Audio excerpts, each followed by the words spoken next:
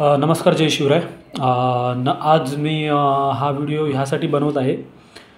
बघा आता आरक्षणाचा मुद्दा महाराष्ट्रामध्ये जास्त करून आपला आहे सध्याच्या कंडिशनमध्ये. न्यूजमध्ये पण आणि आपल्या सोशल मीडिया पण आपल्याला दिसतच आहे काय काय नाही.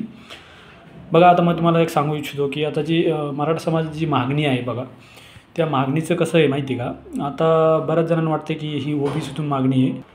बऱ्याच जणांना वाटतं आहे की आता मराठा समाजाला तर 10% आरक्षण आहे, मग आता ही ओबीसीतून का बरं मागणी आहे. मित्रांनो, 10% जे आरक्षण आहे ना, असंच आरक्षण 2014ला मिळालं होतं, 2018ला पण मिळालं होतं. ठीक आहे. आता गोष्ट लक्षात घेण्यासारखी अशी आहे की इकडं बघा, हे जे आरक्षण असते ना, कधी म्हणजे सरकार जे आहे ना 10% असं 100%मधून 10% जे देतं ना, ह्याचं जे ना कायद्यामध्ये काही ना काहीतरी अडचण निर्माण होती बघा. 1-2 वर्षानंतर, 3 वर्षानंतर मग हे जे आहे ना कोर्टामध्ये टिकत नसते बघा. हे सरकारचंच म्हणजे कसं माहिती आहे का, ह्याच्यातमध्ये 10% म्हणजे टिकतच नाही आहे बघा. काही ना काहीतरी याच्यात अडचणी निर्माण होतात. मग कोर्ट म्हणतं याच्यावर स्थगिती आणा. स्थगिती आणली काय होतं माहिती आहे का, 1-2 महिने बंद राहतं, वर्षभर बंद राहतं. मग ते पूर्ण नंतर बाद करून टाकते. मग लोकांच्या लक्षात पण येत नाही गोष्ट.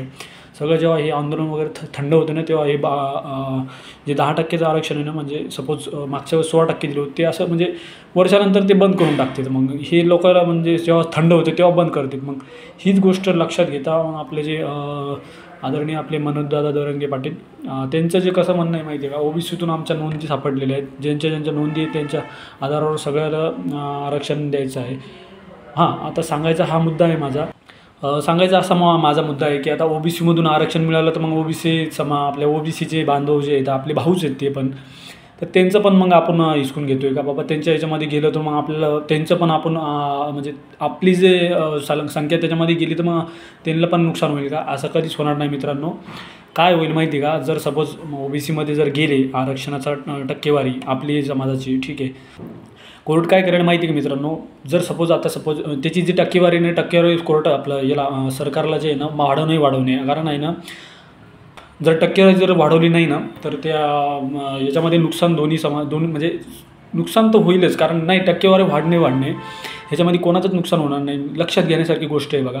कारण हे जेव्हा आपण म्हणजे आरक्षणाची सपोज एक उदाहरणासाठी सांगतो आहे मी, 30% जर ओबीसीमध्ये आरक्षण असेल तर जर मराठा समाज जर त्याच्यामध्ये आला, 30%मध्येच एवढा जर समाज असेल तर विचार करा, त्याच्यामध्ये बरेच म्हणजे अडचणी निर्माण होण्याची शक्यता आहे. त्याच्यामुळे मग राज्य सरकारला एक माझ्या मते बरं का, मी काही एवढा खूप मोठा म्हणजे कायदेतज्ञ नाही, पण माझ्या एक माहितीनुसार सांगतो मी, तमिळनाडूमध्ये पण 72% का 70% काहीतरी वाढवलेलं आरक्षण आहे.